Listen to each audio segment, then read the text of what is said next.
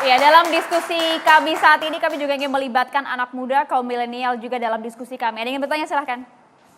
Oke, terima kasih. Assalamualaikum warahmatullahi wabarakatuh. Waalaikumsalam warahmatullahi wabarakatuh. Perkenalkan, nama saya Saiful Abdi dari Universitas Muhammadiyah Jakarta. Tepuk tangan untuk kita semua. Oke, baik. Sangat menarik sekali pembahasan tentang LGBT. Nah, coba kita dari kami, ide riset mandiri saya tentang LGBT dan Islam. Sudah sangat jelas tadi apa yang disampaikan oleh ayahanda.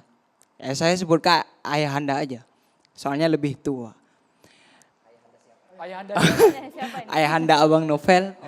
Oke. Sekjen. Panggil kakek juga nggak Oh, silakan. Oke, baik. Jadi pertanyaannya adalah, kita tahu itu udah konklusi tadi apa yang disampaikan bahwa tidak bisa negosiasi tentang LGBT dalam Islam. Tidak ada tawar-menawar. Terus kemudian, Islam adalah agama yang rahmatan lil alamin. Islam ya'lu wa la yu'la alaih. Lalu kemudian, yang ingin saya tanyakan adalah, kalau misalkan, karena kami sebagai mahasiswa, segala perhitungan, segala pertimbangan, dan segala kemungkinan akan terjadi. Segala kemungkinan akan terjadi dan ini kami khawatirkan. Kalau misalkan konser ini terjadi, terus kemudian si pihak band, meskipun saya melarang ya, tapi si pihak band tetap menampilkan atau mempromosikan bendera pelangi ini. Siapa yang menjamin dan bertanggung jawab atas hal tersebut? Oke, mungkin hanya itu. Pertanyaan untuk siapa? Pertanyaan untuk Bang Abu Janda sama Bang Aldo. Oke. Bang Aldo dulu. Karena kayaknya lebih semangat nih. Ya, mungkin Bang Aldo dulu jawab. silakan, Karena dia Bang. lebih Siap. ngerti soal legalitasnya urusan kayak gini. Kalau tadi yang disampaikan pertanyaannya adalah seperti itu, tentunya ada perspektif dari sisi G2G. Jadi negara antar negara, karena Coldplay ini datangnya dari Inggris gitu loh. Jadi negara ini pun hadir di situ gitu. Artinya bahwa bagaimana, karena Coldplay ini adalah public relation dari negaranya sendiri juga gitu loh. Jadi artinya kedua negara ini pasti akan bertemu, berdiplomasi agar tadi semua hal yang sesuai dengan code of conduct gitu loh. Sesuai dengan solmisasinya, do re mi fa sol la si donya gitu loh. Jadi intinya bahwa pastinya jaminan tersebut itu akan bertemu di dalam kertas yang ditandatangani bersama pihak gitu loh. Itu yang paling penting gitu loh. Dan ini tentunya ada satu fear gitu loh. Ada satu ketakutan juga yang harus diikuti gitu loh. Karena ini berbicara tentang Indonesia is majority is Muslim gitu loh. Ini penting gitu dari perspektif itu gitu loh. Jadi semua pasti akan mentaatinya seperti itu. Bang, tapi itu nggak menjawab pertanyaannya adik kita. Menjawab dong, tadi Enggak, kan menjamin. pertanyaan dia, kalau misalnya IO sudah katakanlah tekan kontrak, sudah ada kesepakatan, tidak boleh Iya, begini mengibarkan, loh. terus tiba-tiba Begini. pada hari H tetap Curi-curi. mengibarkan, itu siapa Begini, yang bertanggung jawab? kita nggak bisa mengarang masa depan gitu ya, tapi kita bisa mendesain masa depan. Itu kan belum terjadi masih 15 November nanti. That's why. Kalau terjadi, kalau sampai terjadi siapa yang tanggung jawab? Itu pertanyaan dia. Kan tadi saya Pemerintah. bilang bahwa boleh dibilang tadi itu semua antara sudah terjadi kesepakatan antara G2G, government to government Oke. gitu loh. Itu udah tingkat paling tinggi, nggak mungkin itu lolos seperti gitu gitu loh. Ya, tapi Karena saya aja ya, kalau sorry. menurut gue make sense yang Saya dikhawatirkan pengen datang make nonton sense. Coldplay. Namanya artis ya, namanya artis. Ya, Ya, tapi jangan artis samakan tuh dengan sangat ekspresif. kebiasaan, Bukan, gitu loh. artis tuh sangat ekspresif. Bukan nggak mungkin ketika sudah ada kesepakatan, sudah dilarang tiba-tiba. Enggak, ini Ngeyel. gini. Begini Dia, loh, Bang, begini loh. sebentar. Bang Abu Janda ini mungkin mau menyamakan Chris Martin dengan dirinya. Kayak di forum ini, orang ngobrol soal konser, tahu-tahu dia kampanye. Ya kan? Lepas dia kampanye. berat Jadi itu. jangan menyamakan orang lain dengan dirinya. Tiba-tiba improvisasi, Gitu Pak Kiai. loh. Iya, tahu-tahu kampanye. Jadi Ganjar apa Prabowo? Bang Aldo, jadi kembali ke artinya kontrak yang kau berbicara begitu? Iya, tadi saya bilang dari awal, semua sudah dewasa gitu loh. Semua sudah tahu tadi penalti yang akan terjadi bagi dirinya gitu. Karena ini sudah berbicara tentang government to Penalti government ya. gitu loh.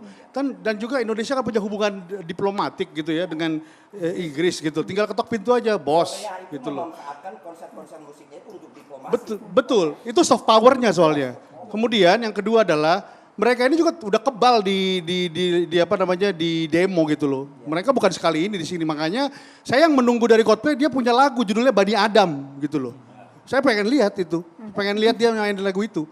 Di dalam albumnya ada, makanya ini semua FOMO gitu loh. Semua belum tahu sebenarnya, asal ngoceh aja gitu loh. Tapi kalau saya beberapa lagu saya tahu lah. Yellow, Scientist, La David, Vida La Vida dan lain sebagainya itu Nyanyi-nyanyi saya lah, tahu oke. lah.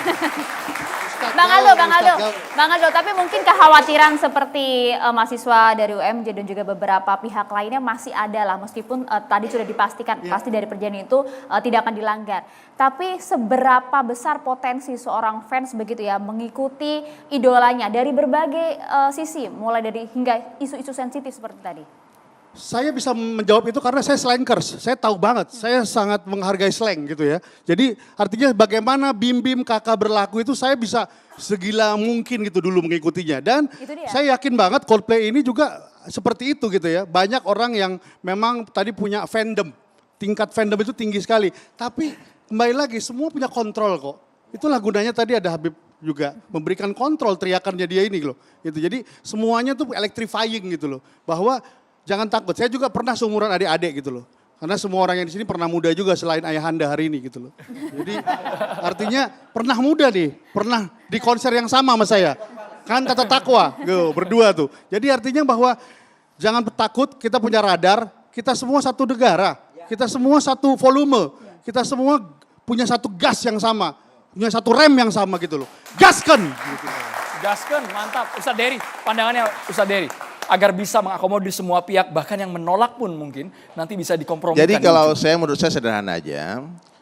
Di hari yang sama dengan konser Coldplay, teman-teman 212 mesti buat acara tablik akbar atau salawatan. Di hari yang sama, di Jakarta lah. Jadi sehingga kita lihat mana nanti yang ramean majelis 212 atau Coldplay kan gitu. Nambahin kerjaan Bang Novel. Ini Oke, konser sebentar saya tandingan, Pak luruskan. Ustadz. Enggak, bukan gitu. Kan mau menyelamatkan umat daripada bahaya yang disebut tadi kan, efek negatif daripada 4 angka itu tadi. Kalau menurut saya 4 angka itu tidak akan mempengaruhi penontonnya. Saya nonton Coldplay itu tiba-tiba baru jadi itu enggak lah. Terus jadi cuman kita sangat tidak suka melihat gaya dia yang membawa bendera itu di atas panggung. Itu berarti kalau dia lakukan itu di Indonesia dia ngajak perang. Itu nggak bisa. Jadi kalau itu memang disepakati di MOU kontraknya G2G tadi, kalau dia menang ke Indonesia jangan coba-coba membawa simbol itu mengibarkan bendera itu. Kalau dia sepakati ya kita. Bang Novel, respon Anda. Masih tetap dengan pendirian di awal nggak? Ya, jadi kita melihat ini Indonesia harus menegakkan Pancasila, tentunya adalah Pancasila selain ketuhanan yang Maha Esa, kita harus menjunjung kemanusiaan yang adil dan beradab. Kita sudah menjadi korban daripada diskriminasi. Selalu pergerakan-pergerakan ini yang kita menjaga Pancasila, menjaga negara, merah putihnya kita sangat jelas. Daripada penjagaan kita Pancasila kita sangat jelas. Apa yang kita perjuangkan untuk dakwah. 212 itu hadir luar biasa. 2016 itu 7 juta. 2018 itu 13 juta. 212 majelis cinta.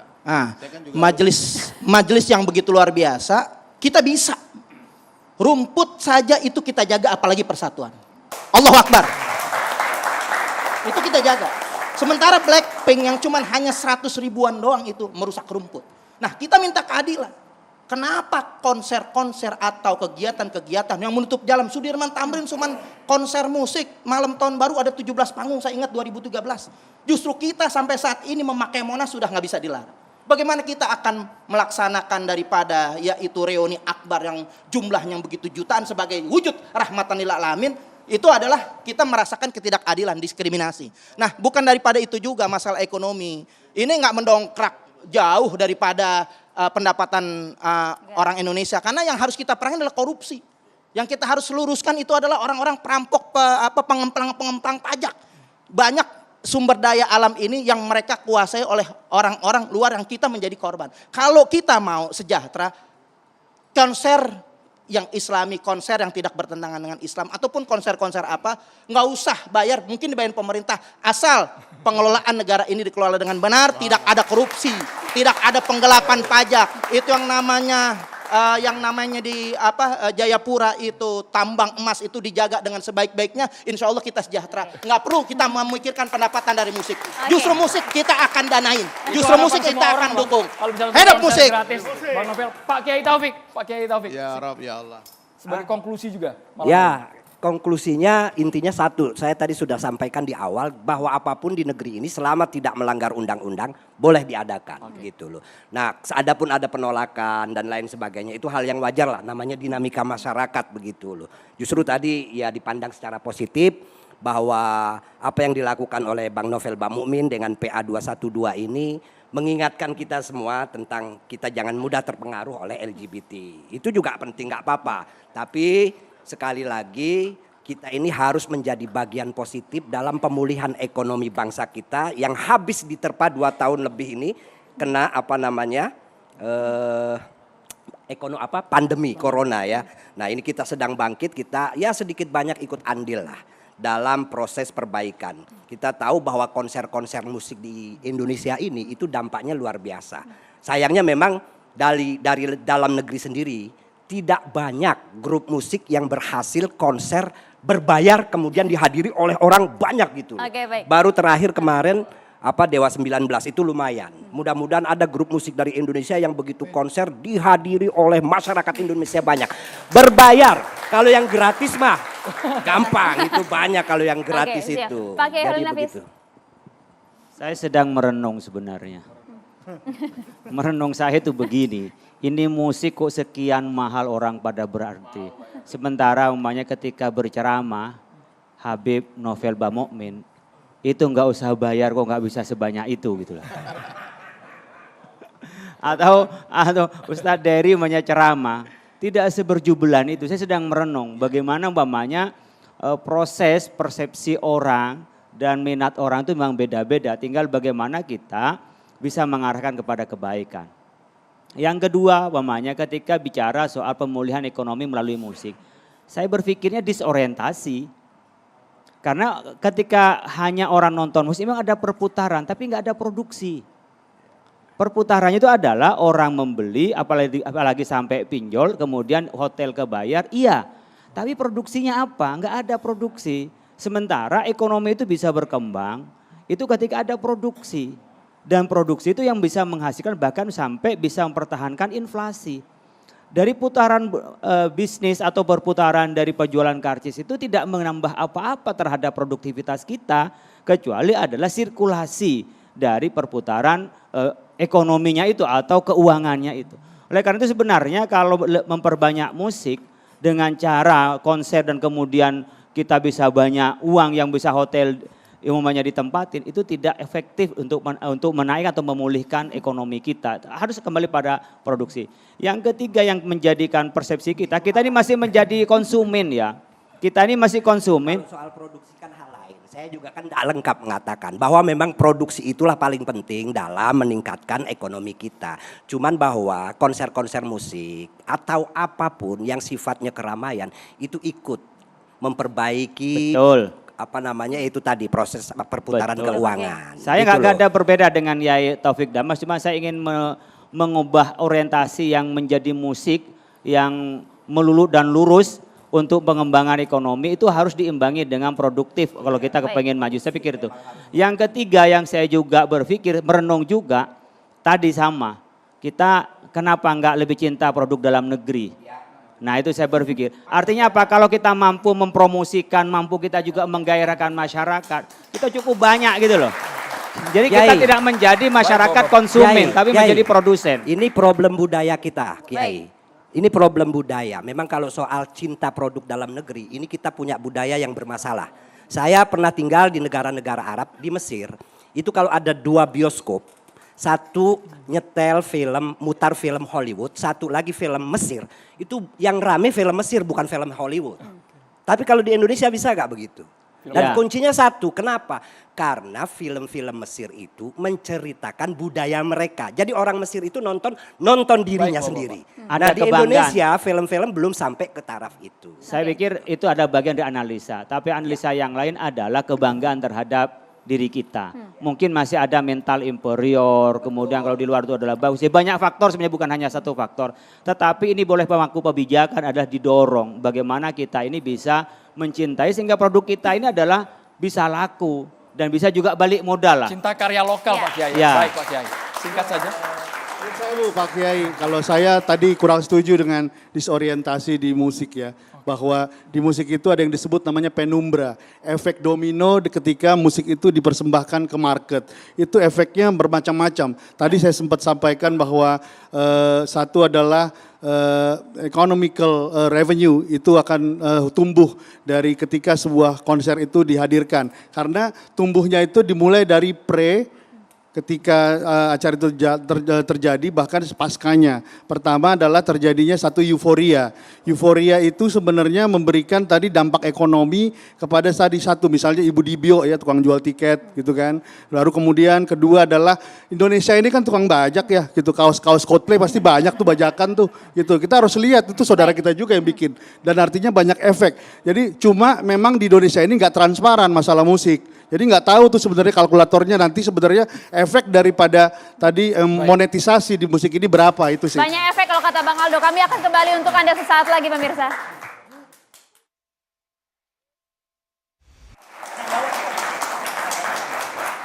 Pemirsa sudah hadir Syekh Muhammad Jaber. Assalamualaikum. Waalaikumsalam warahmatullahi wabarakatuh.